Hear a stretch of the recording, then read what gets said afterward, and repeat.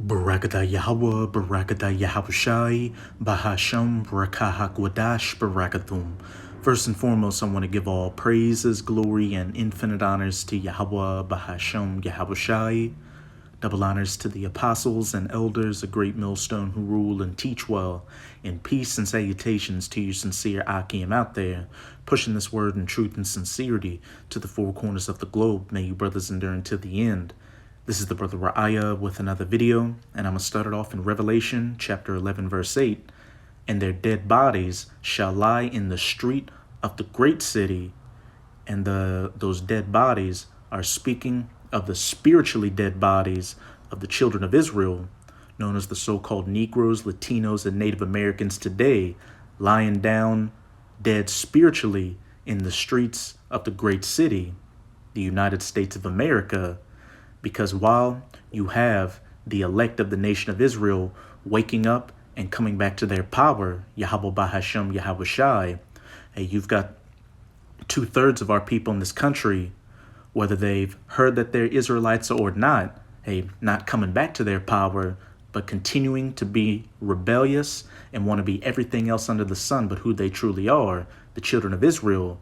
They want to continue to be black, African American, Mexican, Latino, Native American, a Christian, a Muslim, a Buddhist, even an atheist, Republican, Democrat, etc., etc., which spiritually is called Sodom and Egypt, where also our Lord was crucified. In that so-called great city, the United States of America, on the one hand, is known as spiritual Sodom because it's serving in the same function that ancient Egypt served for the children of Israel, as a place of hardcore bondage and slavery. Hey, you Israelites are what? Looked at as the bottom of society, the problem of society, the thugs, the whores, the gangsters, the illegal immigrants, etc., etc. The first fired, the last hired. And also, just look at a lot of the structures and practices in America. Hey, it can be traced back to ancient Egypt. The back of your $1 bill has the pyramid with the all-seeing eye. The Washington Monument is an obelisk. And then what? You've got a bunch of pyramids, replicas across the country. One in Memphis, Tennessee, which Memphis is a name of a place in Egypt. And then, of course, you've got, I believe it's the Luxor over in Las Vegas, as well as they've got a mock-up of the Sphinx in Las Vegas. And then, on the other hand, the United States of America is known as spiritual Sodom because this is the #1 nation that pushes that alphabet lifestyle onto the rest of the planet through its geopolitics and especially its media, Hollywood, Instagram, YouTube, etc., etc. And that's what I'm going to be going into in this video, just to show another example of why that so-called great city, the United States of America, is known as spiritual Sodom. And just as ancient Sodom and Gomorrah was judged for those vile acts they were committing, it's going to be no different for this modern day spiritual Sodom and Gomorrah. But I'll be profiling an article from RT.com titled, "Fewer Heterosexual U.S. Teens Than Ever," says report. A record number of high school students now identify as happy. YouTube's algorithms, we got to change certain words up. But as it says, a record number of high school students now identify as happy, women liking women, or something other than straight. A new report by the Centers for Disease Control and Prevention, CDC, has found that a quarter of U.S. high school students identify as same-attracted, bi-curious, or questioning, a figure that has more than doubled since 2015. Based on data collected in 2021 and released on Thursday, the CDC's report found that 72.4% of high schoolers identify as liking the other gender, down from almost 90% in 2015. It's a pretty significant drop. 3.2% identify as happy or Lebanese, while 12% identify as bi-curious.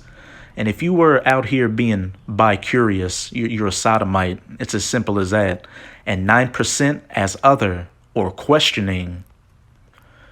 Girls were more likely than boys to place themselves in all three categories, with 5 times as many female students considering themselves bi-curious, 20% versus 4%, and other times as many as 13.7% versus 3.7%, listing themselves in the other category. The CDC noted that the increase might be a result of changes in question wording, explaining that answers like "I am not sure about my sexual identity" or "I describe my sexual identity in some other way" were not included in its previous questionnaires, and what's really led to the uptick in people identifying as anything other than being cis, as we'll use that term.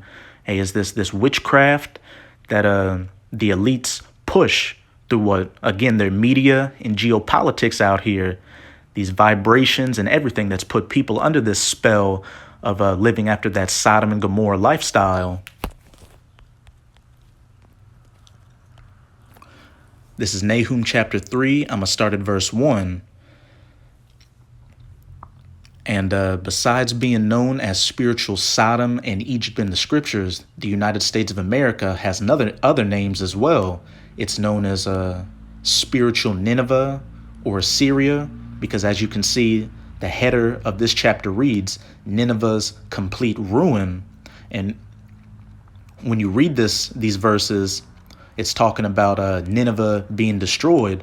But when you look at it with the spiritual eye, and it can also be talking about the United States of America, which again, besides being known as spiritual Sodom and Egypt, is known as spiritual Nineveh or Syria, as well as Babylon the Great in the scriptures, the virgin daughter of Babylon, mystery Babylon, the mother of harlots that has made many nations drunk off her wines or philosophies in Revelation chapter 17.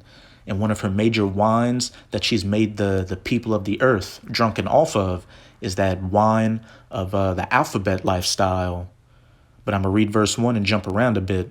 Woe or destruction to the bloody city.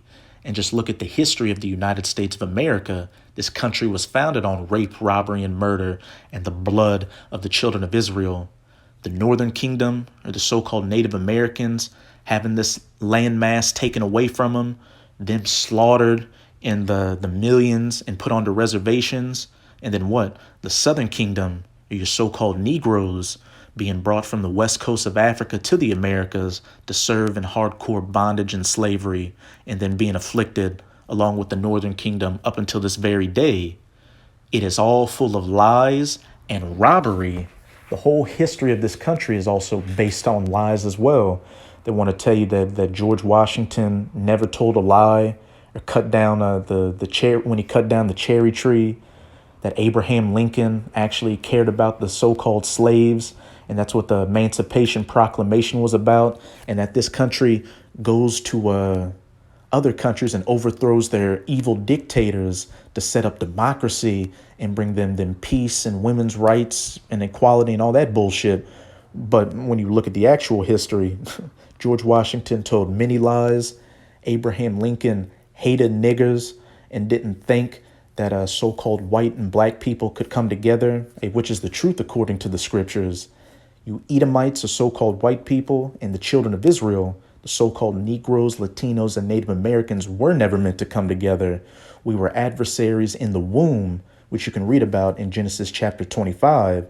And then, of course, the U.S. overthrows these different leaders to what? Set up puppets so they can rape that nation of its resources and bring these wines or philosophies to weaken those nations and destroy the family structure, turn the women into whores, and turn the children into ghouls and goblins and Sodomians out here. And robbery. Again, how was this country taken? The prey departeth not. But now I'm going to jump down to verse 4. Because of the multitude of the whoredoms of the well-favored harlot. You can precept this with Revelation chapter 17. What? Babylon being the mother of harlots, the mistress of witchcrafts, that selleth nations through her whoredoms, or her wines, and families through her witchcrafts, putting that alphabet lifestyle into the movies. You got Disney doing it so they can get children at a young age and make them feel comfortable with seeing that lifestyle, that death style out there. So what? They start identifying as it, and now you've got 8 to 10 to 12-year-olds wanting to get a private part reassignment surgery. And then, of course, they put certain chemicals and additives into the foods to mess with people's hormones, to make them start thinking, oh, well, maybe I'm not a B, maybe I'm a G. Then what? They put them in political positions. They make it a hate crime to talk against them. They give them a lot of privileges and benefits in society. The list goes on.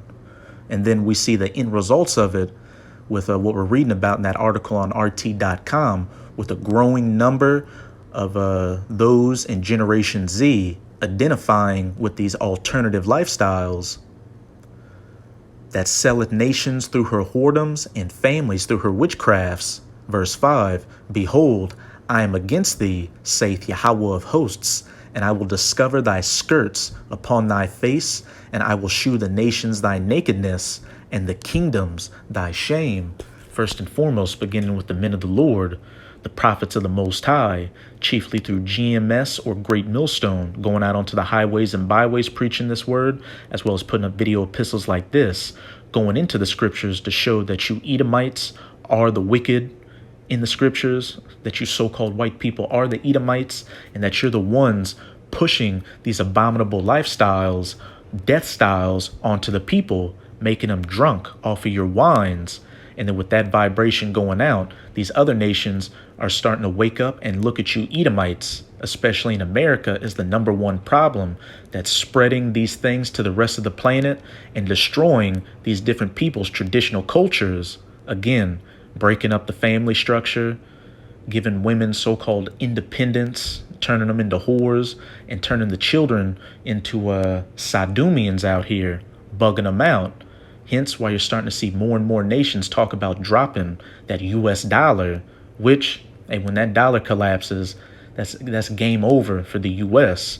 And then the ultimate destruction is going to come, fire and brimstone from the sky, just as how ancient Sodom and Gomorrah was destroyed with the same from the sky. This modern day Sodom and Gomorrah is going to be destroyed with modern fire and brimstone, 200 million nuclear missiles. And I will cast abominable filth upon thee, and make thee vile, and will set thee as a gazing stock. Point blank, period.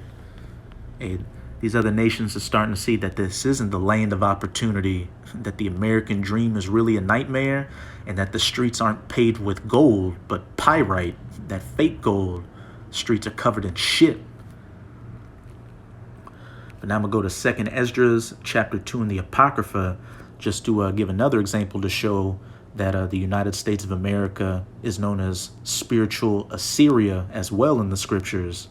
Because when you look at the history of the ancient Assyrian Empire, it wasn't destroyed by fire and made uninhabitable. In those lands where the Assyrian Empire once ruled, you've got people dwelling there to this very day. Same with the lands of ancient Babylon, which is modern-day Iraq. But this is 2nd Esdras chapter 2, verse 8. Woe or destruction be unto thee, Assur or Assyria, thou that hidest the unrighteous in thee. Hidest the what? The alphabet people, the Sodomians. O thou wicked people, remember what I did unto Sodom and Gomorrah, whose land lieth in clods of pitch and heaps of ash. Even so also will I do unto them that hear me not, saith the Almighty Yahweh. So again, the same fate that befell ancient Sodom and Gomorrah, that fire and brimstone from the sky, turning it into an uninhabitable wasteland unto this very day, is going to befall this modern day Sodom and Gomorrah. this spiritual Assyria. Well, let's get back to this article. Just over 7% of the U.S. adult population identifies as alphabet, according to a Gallup poll published in February. This figure has risen with each passing generation, with 20% of Generation Z. And what's Z? The last letter of the alphabet. This looks like this is the last generation of wickedness before the kingdom of heaven is established in total righteousness. Those born between 1997 and 2004 identifying as alphabet, compared to 11.2% of millennials who are also through, 3.3% of Generation Z, 2.7% of baby boomers, and 1.7% of those born before the end of World War II. The number of Transformer Americans, Decepticons, which the CDC survey did not measure, has also exploded. Fewer than 0.05% of the silent generation, born between 1928 and 1945, identified as Decepticons in the Gallup survey, compared to 1.9% of Generation Z, an almost 40-fold increase. Some commentators argue that increased acceptance of alternative sexualities has made each successive generation more comfortable with coming out as alphabet. Remember Nahum chapter 3, that well-favored harlot who made the nations drunk off of her whoredoms or her wines, who she sold unto the families of the earth through her geopolitics, especially her media, Hollywood, which, when you go into what that word Hollywood means, that's the name of the wood that wizards used, that their wands to cast their spells were made out of. Others claim social contagion, in which young people embrace alphabet identities in order to fit in with their peers, is responsible. A study published earlier this month found that adolescent girls with Decepticon friends were more likely to come out as Decepticons themselves. The study also linked heavy social media use, those whoredoms sold by the well-favored harlot, use to the study also linked heavy social media use to Decepticon identification. And hey, in the scriptures, the women are the weaker vessel. They're more easily influenced by society at large. Who did the serpent, which was the forefather to the Edomites, go to deceive the Adamites? He didn't go to Adam first, but he went to Eve. And then Eve brought back those philosophies to Adam. And then what? You had the fall. It led to the fall of the sons of God. It's no different today. The elites of these Edomites, like your Rothschilds and your Rockefellers, the true rulers of America, they go to the women first by pushing, this as this is what it is to be modern. This is what it is to be tolerant. This is the right way to live. And the women eat it up, and who do they bring it back to? They bring it back to their men, who the men just want peace and want to deal with their women, so they'll accept it, and they especially bring it to the children. Got a lot of women out here raising their children to question how they feel on the inside, and that just further brings about successive generations of this wickedness. But we're living in the last seconds of the last days, the last seconds of the rulership of these Edomites and their Sodomian ways that they push before they're taken out of power, and the ways of righteousness are set back in the earth under the children of Israel, ruling in the kingdom of heaven through the law, statutes, and commandments in the scriptures. But now I'm going to close it out. In Isaiah chapter 13, I'm going to start at verse 19, because like I've been saying throughout the video, just as ancient Sodom and Gomorrah was destroyed for these vile acts that were committed in it, this modern day spiritual Sodom and Gomorrah, spiritual Egypt, spiritual Assyria and Nineveh is going to be destroyed with fire and brimstone from the sky as well. This is Isaiah 13, verse 19. And Babylon, the virgin daughter of Babylon, the United States of America, the glory of kingdoms, The beauty of the Chaldees' excellency shall be as when the Most High overthrew Sodom and Gomorrah, and this just further links the United States of America to Babylon, as well as to it being spiritual Sodom in Egypt in Revelation 11, verse 8. It shall never be inhabited, neither shall it be dwelt in from generation to generation. And this lets us know that it's not talking about ancient Babylon, which again is in modern day Iraq, because you got people dwelling there to this very day. And when the Neo-Babylonian Empire went down, hey, you had people dwelling in those lands back then. Neither, it's like I'll just reread it. It shall never be inhabited, neither shall it be dwelt in from generation to generation. Neither shall the Arabian pitch tent there, neither shall the shepherds make their fold there. When those 200 million nuclear missiles hit this place, it's going to turn it into the biblical lake of fire from sea to shining sea, and then a desolate, uninhabitable wasteland afterwards, where man, woman, or child will never set foot on ever again. And after a time, only harsh desert creatures are going to dwell here, as it's about to say. But wild beasts of the desert shall lie there, and their houses shall be full of doleful creatures. And owls shall dwell there, and satyrs shall dance there. And the wild beasts of the islands shall cry in their desolate houses, and dragons in their pleasant palaces. And her time is near to come. Her days shall not be prolonged. And with talks of World War III and nuclear destruction in the news, as well as the rollout of the Charagma, the Markofthebeast in Revelation chapter 13, verses 16 to 18 in the news. The Charagma being the RFID/NFC C-hip implant. We know that the days of Babylon, the United States of America, as well as this global rulership of the Edomites, are no longer being prolonged, and they're quickly coming to their end. And when everything's said and done, the former United States of America is going to stand as an eternal memorial, just like Sodom and Gomorrah, as to what a wicked kingdom looked like, and also what the judgment and punishment was for afflicting the apple of the Most High's eye, the children of Israel, again known as the so-called Negroes, Latinos, and Native Americans today. So that's it with this video. And with this video, I hope you sincere Akim and Akwath were edified. Just keep strong. We're almost out of this final wicked captivity of the heathen nations, chiefly of the Edomites, primarily from spiritual Sodom and Egypt, the United States of America. And as always, I'm going to say Abad Babal, Kwam Yasharallah, and until next time, Shalom.